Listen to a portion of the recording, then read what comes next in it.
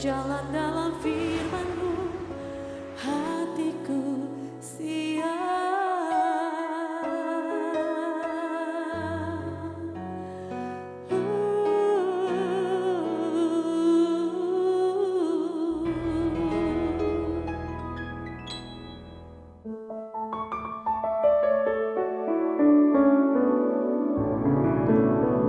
Shalom, selamat malam God lover yang dikasihi oleh Tuhan Yesus Kristus. Hari ini kita berjumpa lagi dalam acara Rest and God.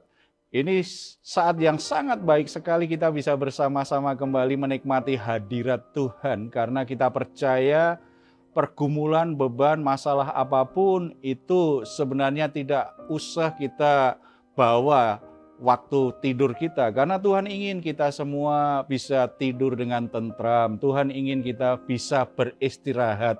Apa yang kita kerjakan sepanjang hari ini waktunya Tuhan ingin berkati. Mari kita hampiri Dia dengan hati yang bersyukur, dengan sukacita kita sembah Dia, karena Dia adalah gembala yang baik dalam hidup kita. Kita awali dengan doa bersama. Bapa di surga, kami bersyukur karena anugerah-Mu tetap menyertai kami. Saat ini Bapa, kami menghampiri Engkau. Mari Engkau yang melimpahi kami dengan sukacita untuk bisa memberikan korban syukur terbaik kami di hadapan-Mu. Engkau layak disenangkan, Engkau layak disembah, Engkau layak kami hampiri, karena darah Yesus Kristus sudah menyucikan kami dan menjadi korban tebusan bagi kami. Biarlah kami semua saat ini sungguh-sungguh bisa merasakan sebuah kedekatan, kehangatan akan hadirat-Mu. Dalam nama Tuhan Yesus kami berdoa. Amin. Terima kasih Tuhan,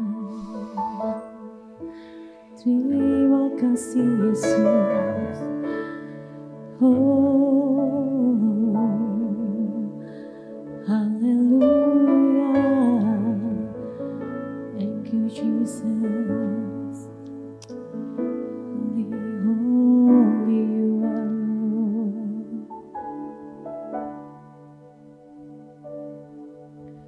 Seperti wanita mengurapimu,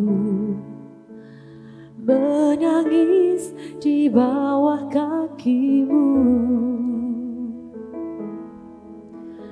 Demikian hidupku mau mengasihimu. Yesus, Engkau ajaib bagiku. Seperti wanita mengurapimu, menangis di bawah kakimu. Demikian hidupku mau mengasihimu. Yesus, Engkau baik bagiku. Sampai akhir ku menutup mata, ku tetap setia menanti janji-Mu.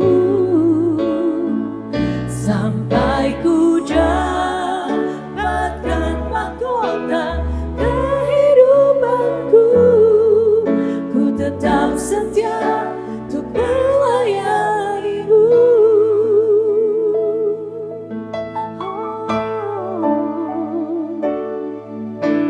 Seperti wanita mengurapimu, menangis di bawah kakimu. Demikian hidupku mau mengasihimu. Yesus, Engkau baik bagiku. Sampai akhir ku menutup mata, ku tetap setia menanti janji-Mu. Sampai ku dapatkan mahkota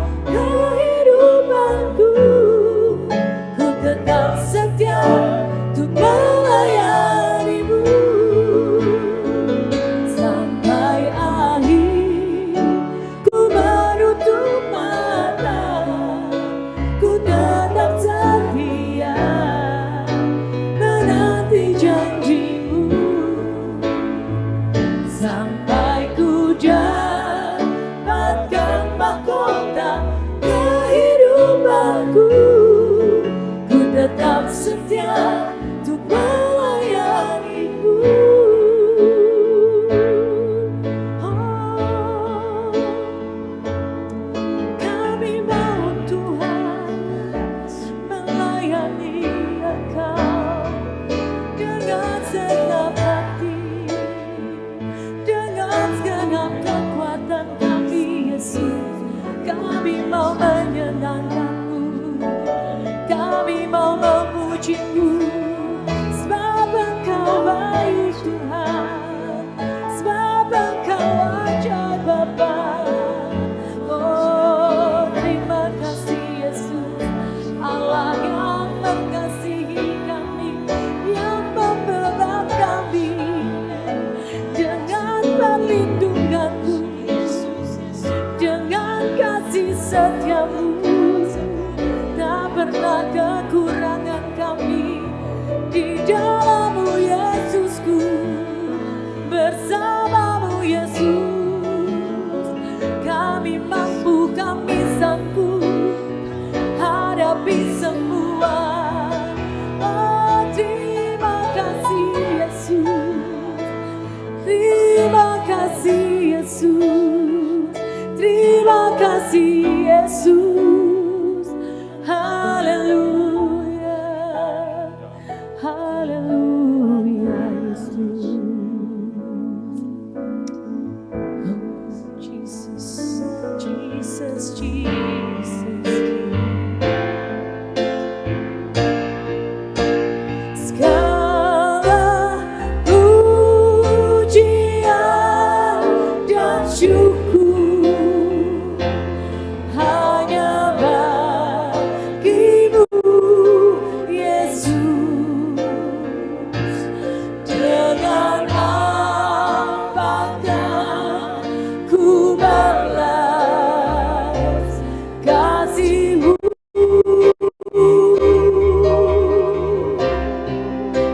Segala hormat kemuliaan hanyalah yang bagi-Mu. Ku sembah Yesus seumur hidupku. Segala pujian dan syukur, segala pujian dan syukur hanya bagi-Mu, Yesus. Dengan apakah ku balas kasih-Mu? Oh, segala hormat kemuliaan hanyalah yang bagi-Mu. Ku sembah Yesus seumur hidupku. Ku sembah Yesus, ku sembah Yesus seumur hidupku.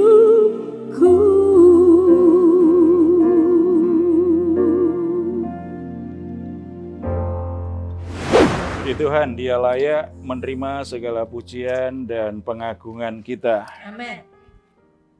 Sebelum kita berdoa bersama-sama, kita masih sharing dari Mazmur pasal 23. Saat ini kita akan men-sharingkan yang ayat 2b dan 3a ya. Ia membimbing aku ke air yang tenang, ia menyegarkan jiwaku. Ada hal yang sangat menarik di sini bahwa domba itu berarti punya masalah dengan air yang tidak tenang.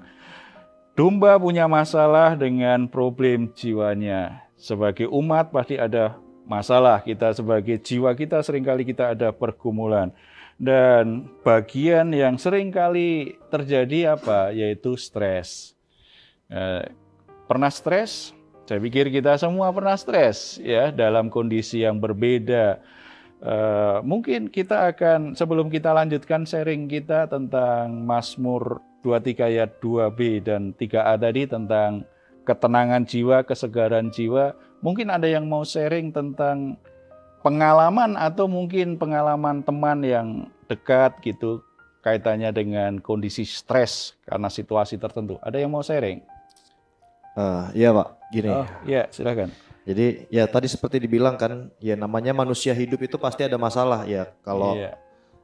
Kalau anak-anak terutama sekarang banyak ya anak sekolah tuh kan stres tuh dengan sistem ranking, terus kalau misalnya teman-temannya bisa dapat peringkat bagus, terus misalnya kita punya anak tuh, aduh kok dia nggak bisa, orang tuanya pun akhirnya jadi stres kan. Jadi pikiran nih, kok kenapa sih? Jadi ya akhirnya yang terjadi dengan si anaknya enggak sebagus dengan teman-temannya, akhirnya orang tuanya jadi marah-marah. Itu kan karena stres itu kan. Ya jadi hubungan antara anak dan orang tua kadang ya jadi berantakan lah, kita bisa bilang karena stres ini kan. Kadang-kadang ya adalah, belum lagi yang kalau bapak-bapak tuh biasanya kalau udah udah waktunya nih bayar cicilan lah, bayar apa, waduh itu kan tiap hari ya maksudnya tiap bulan tuh pasti ada lah. Itu kadang-kadang saya sendiri gitu selaku seorang orang tua gitu buat anak saya, dan sebagai bapak di rumah tangga juga, yaitu stres itu kadang-kadang yang bikin mau cari pelarian akhirnya gitu, karena nggak bisa tenang tadi gitu. Nah itu gimana tuh baiknya biar bisa tenang, itu gimana biar nggak stres itu gimana Pak? Iya. Ada satu hal, sebenarnya stres itu baik kok. Sebab kalau kita ngalami stres berarti kita pasti akan mencari Tuhan atau mencari yang lain kan ya. Dan itu memperkuat mental kita sebenarnya. Artinya sebenarnya kalau kita sedang mengalami stres itu kan secara alami ya, tubuh ini bereaksi karena ada sesuatu yang kita anggap sebagai sebuah ancaman, sebagai sebuah tekanan, atau mungkin situasi baru yang kita tidak paham. Itu kan akhirnya tubuh bereaksi. Ketika tubuh bereaksi maka akan melepaskan hormon, biasanya hormon adrenalin dan kortisol. Dua hormon ini membuat detak jantung itu jadi lebih cepat. Tekanan darah meningkat, pernafasannya juga jadi lebih cepat, otot menegang seperti itu. Nah, itu kalau itu berlangsung agak lama kan berarti jadi stres kita. Jadi stres. Jadi dialami semua orang sebenarnya. Tidak harus selalu yang terlalu serius banget begitu. Ternyata kadang-kadang situasi yang baru saja ya, kita awal-awal gitu masuk di sebuah ruangan harus presentasi kepada orang-orang yang kita belum kenal, pasti awal-awal stres kita. Gitu kan? Cuma bedanya ada yang cepat mengatasi stresnya, ada yang memang terlanjur cinta dengan stres. Jadi dipelihara lama. Jadi berat. Dan kalau stres ini dibiarkan berkepanjangan, ini yang jadi buruk. Sebab orang yang stres itu kadang-kadang kan jadi pusing, jadi pencernakannya terganggu, jadi nafsu makannya itu jadi bermasalah. Bisa kalau stres itu makan terus, atau kalau enggak mau makan, berarti ada masalah pasti dengan pencernakannya, dengan kesehatannya, atau mungkin jadi punya masalah dengan pola tidurnya jadi enggak bagus gitu, jadi enggak bisa istirahat dengan tenang, padahal sepanjang hari sudah kerja. Gitu kan, sepanjang hari sudah kerja, udah capek, itu kan waktunya malam hari itu Tuhan beri kita kesempatan untuk istirahat. Tetapi karena stres, maka nggak bisa istirahat gitu. Tuhan itu gembala yang sangat baik. Dia paham betul tentang manusia karena dia yang menciptakannya. Maka Tuhan sebagai gembala, ia akan membimbing kawanan dombanya ke air yang tenang dan menyegarkan jiwanya. Domba itu binatang yang mudah stres. Makanya nggak salah kalau Tuhan memang menganalogikan umat Tuhan itu dengan domba. Domba itu mudah stres. Jadi kalau kita hari ini stres, itu sudah salah satu tanda kita, Tuhan tahu loh, kita memang kawanan domba. Tetapi Tuhan menyayangi kita, Tuhan ingin kita tenang gitu ya. Jadi kondisi jiwa manusia kadang-kadang memang mudah stres. Domba itu kalau mendengar suara keras saja dia jadi ketakutan dan stres. Misalnya sudah ada di kawanan domba.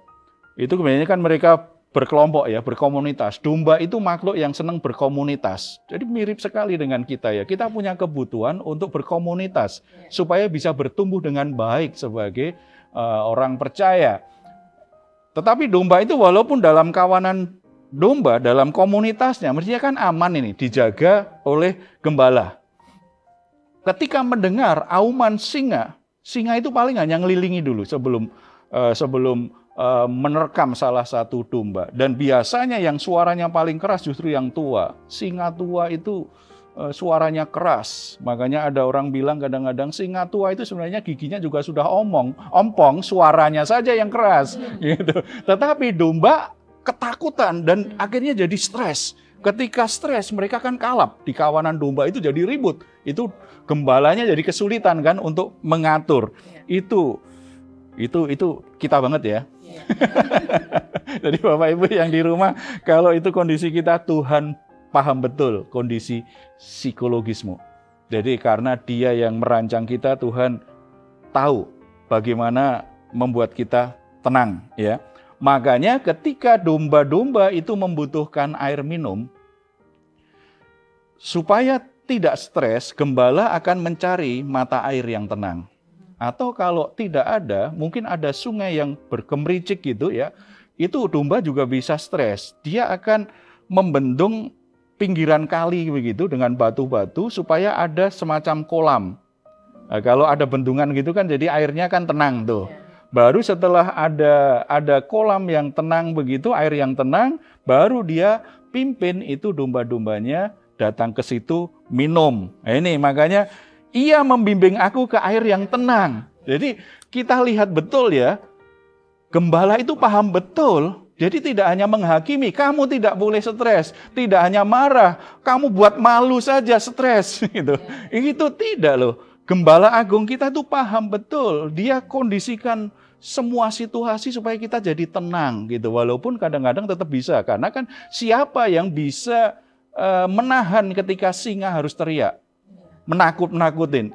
Itu nggak bisa ditebak, itu bisa kapan saja kan. Iblis bisa menyuarakan suara yang menakutkan bagi kita. Itu kita nggak bisa tebak kapan datang. Masalah begitu datang, kita nggak dapat tebak. Gitu kan. Yang bisa ditebak sebenarnya cicilan. Kapan cicilan datang? Sebenarnya kita tahu itu. Itu ada tanggalnya. Itu aja bisa buat stres ya. Apalagi kalau ada masalah yang baru yang tidak pernah dipikirkan tadi. Situasi baru yang tidak pernah dipikirkan. Itu pasti juga akan berpotensi jadi stres. Gembala tahu itu. Bahwa Kak tenanglah. Gimana supaya kamu nggak stres lah gitu ya. Dengan berbagai macam cara melalui banyak hal. Dia bisa membawa kawanan domba itu. Makanya kalau kita lagi stres, terima itu sebagai fakta hidup, kenyataan yang memang terjadi dalam hidup kita, tetapi jangan dikuasai stres. Kita harus bisa kelola stres dengan baik dan bisa mengatasi stres kita dengan baik bersama dengan Tuhan. Ya, Pak. Luar biasa ya. Domba aja bisa, binatang aja bisa stres ya Pak. Apalagi manusia. Nah memang kadang-kadang sering kita ini suka nggak menyadari bahwasanya stres itu datang. Karena kehidupan kita sehari-hari misalnya kayak kita di jalan macet ya Pak, itu kan kita nggak bisa hindari dan itu membuat kita stres. Makanya kita butuh terus ya Pak untuk dalam hadirat Tuhan ya Pak ya. Oh ya betul, yang bawa kendaraan gitu kadang-kadang macet gitu bisa stres, sampai di rumah nggak bisa istirahat, capeknya belum hilang, apalagi ketemu orang yang di jalan, orang yang menjengkelkan, begitu kan. Jadi kita tegur dia lebih marah duluan padahal dia yang salah. Ada banyak hal prinsipnya sebenarnya bisa menimbulkan stres. Tadi karena memang situasi di luar hidup kita itu kita nggak bisa kontrol. Tapi kita kan bisa kontrol diri kita. Kita bisa kontrol hati kita, suasana hati kita, pikiran kita. Kita mau pikiran kita itu seperti apa, perasaan kita seperti apa, kehendak kita itu seperti apa. Sebenarnya kan kita bisa kontrol. Kita tidak bisa kontrol apa yang di luar kita, tetapi kita bisa kontrol yang di dalam kita.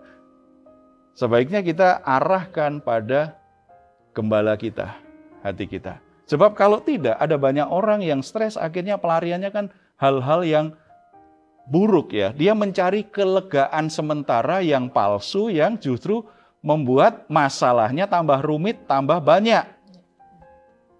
Orang kalau stres kadang-kadang dia akan yang nggak pernah merokok jadi merokok. Yang merokok, merokoknya lebih banyak. Kalau enggak ke minuman keras, mabuk. Kalau enggak ke narkoba. Kalau enggak ke dunia hiburan malam. Kalau enggak kadang-kadang ke petualangan cinta, gonta-ganti pasangan. Hanya ingin supaya ada kelegaan. Begitu. Itu semua memberi kelegaan palsu sementara dan justru memenjarakan kita dengan stres kita. Karena tidak berapa lama efek sensasi yang membuat kita lega itu kan cuma sebentar saja. Kalau kita pelarian seperti itu, masalahnya lebih banyak, lebih rumit dan kemana-mana. Gitu ya. Makanya lebih baik kita hadapi apa yang membuat kita stres. Apa yang membuat kita stres? Apa yang menimbulkan permasalahan sehingga kita jadi nggak tenang ini? Ya. Misalnya ya, saya ketemu orang yang tadi kasusnya seperti yang kasus Bapak ini tadi ya. Ya sebenarnya yang punya masalah dengan cicilan kan tidak hanya bapak-bapak ya.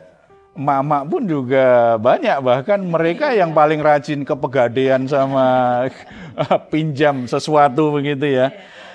Jadi mungkin banyak orang yang mengalaminya ya. Tapi prinsipnya memang ketika kita menghadapi stres itu harus dihadapi penyebabnya.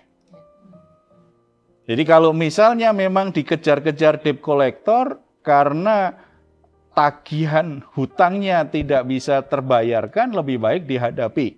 Ketika dihadapi pasti ada solusinya. Dan ketika kita menghadapi masalah yang membuat kita stres itu, andalkan Tuhan.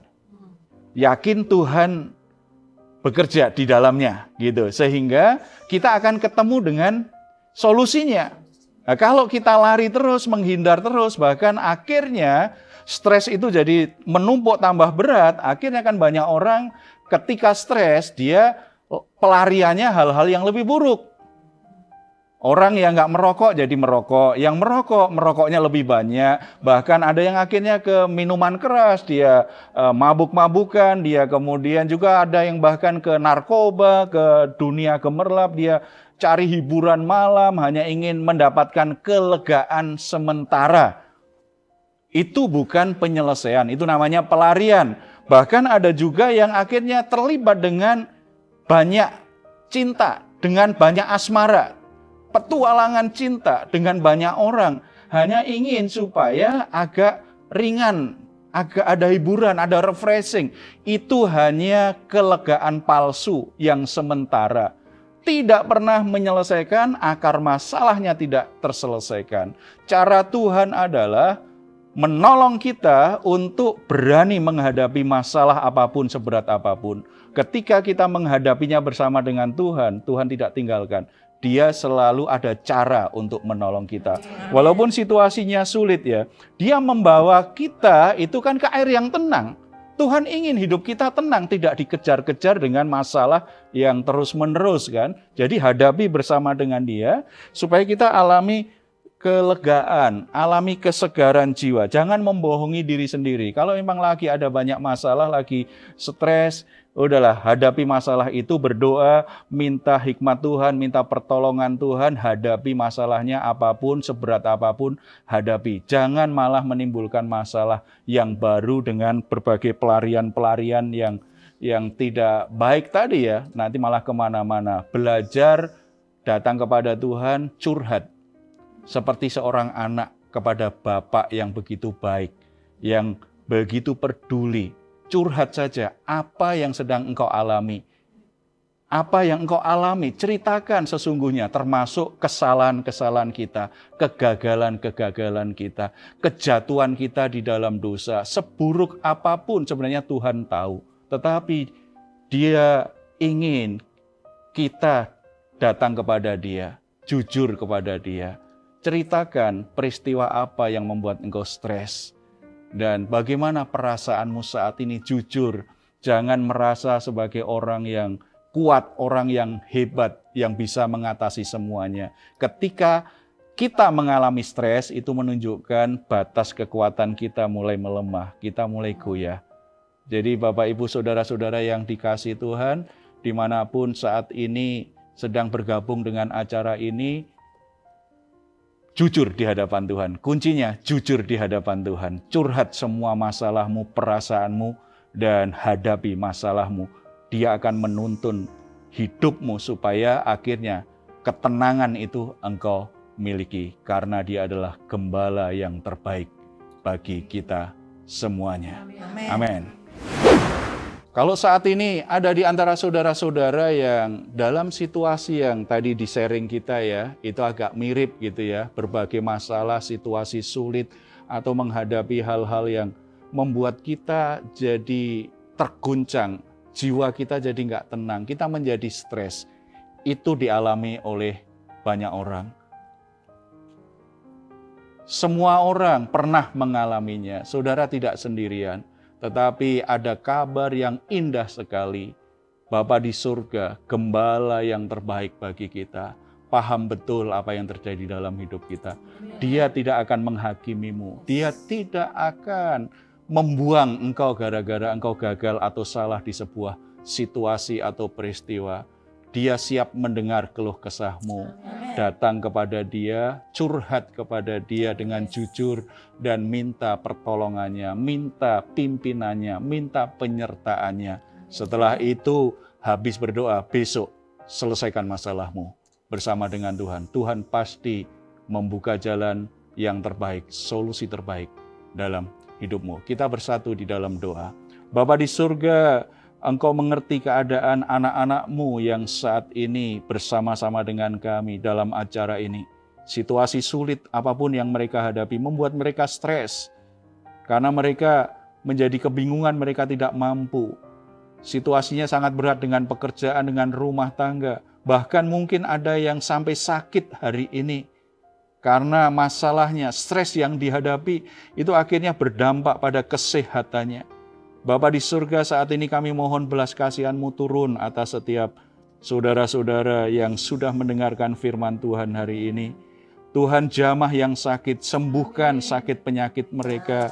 Dan hal yang paling utama Bapa, biarlah ada ketentraman, ada ketenangan di jiwa mereka. Biarlah mereka merasa nyaman untuk cerita di hadapan-Mu, karena Engkau Bapa yang penuh kasih karunia, Engkau adalah gembala yang baik. Biarlah mereka jujur di hadapan-Mu dengan semua hal yang pernah, yang sedang terjadi dalam hidup mereka, yang sedang mereka alami, dan perasaan mereka yang menjadi stres, biarlah mereka datang kepadamu dengan kejujuran yang sesungguhnya. Dan kami sangat percaya kejujuran mereka menjadi awal pemulihan yang dari Tuhan itu terjadi. Terima kasih Bapa di surga. Engkau juga mengerti Bapa dampak dari pandemi yang sudah bertahun-tahun, walaupun kondisi saat ini sudah mulai membaik di bangsa kami. Kami bersyukur itu karena berkat-Mu, anugerah-Mu. Tetapi mungkin saat ini di tengah-tengah bangsa kami ada banyak orang yang menjadi tidak tentram jiwanya. Mereka mengalami stres dengan berbagai akibat dampak yang diakibatkan pandemi yang mereka alami. Bapa di surga, kiranya Tuhan juga memberi ketenangan, memberikan kesejahteraan, kedamaian bagi mereka semua. Tuhan berikan juga kedamaian bagi bangsa ini, sehingga negeri ini menjadi tempat di mana orang boleh mengalami damai sejahtera Tuhan. Terima kasih Bapa di surga, terpuji nama-Mu di dalam nama Tuhan Yesus Kristus. Amin. God lovers yang dikasihi oleh Tuhan, jika saat ini Anda sedang letih lesu, berbeban berat, mengalami stres, saudara butuh teman, butuh dukungan doa, silahkan untuk menghubungi nomor telepon yang ada di layar saudara. Tim kami akan mendukung saudara di dalam doa sekarang ya. Demikian juga kalau ada yang mau sharing, tanya atau komentar, silahkan untuk menuliskan komentar di ruang komentar di channel Diaspora TV. Kami tunggu. Sebelum saya akhiri, saya akan bacakan Mazmur 4 ayat 8 dan 9. Engkau telah memberikan sukacita kepadaku lebih banyak daripada mereka ketika mereka kelimpahan gandum dan anggur. Dengan tentram aku akan mau membaringkan diri, lalu segera tidur, sebab hanya Engkaulah ya Tuhan yang membiarkan aku diam dengan aman. Sampai berjumpa besok malam di program dan waktu yang sama. Tuhan Yesus memberkati kita semuanya.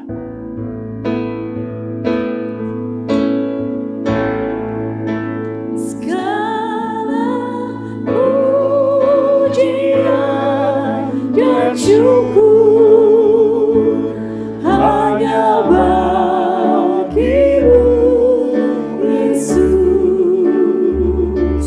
Dengan apakah ku balas kasih-Mu? Segala hormat kemuliaan hanyalah yang bagimu. Ku sembah Yesus seumur hidupku. Ku sembah Yesus. Ku sembah Yesus.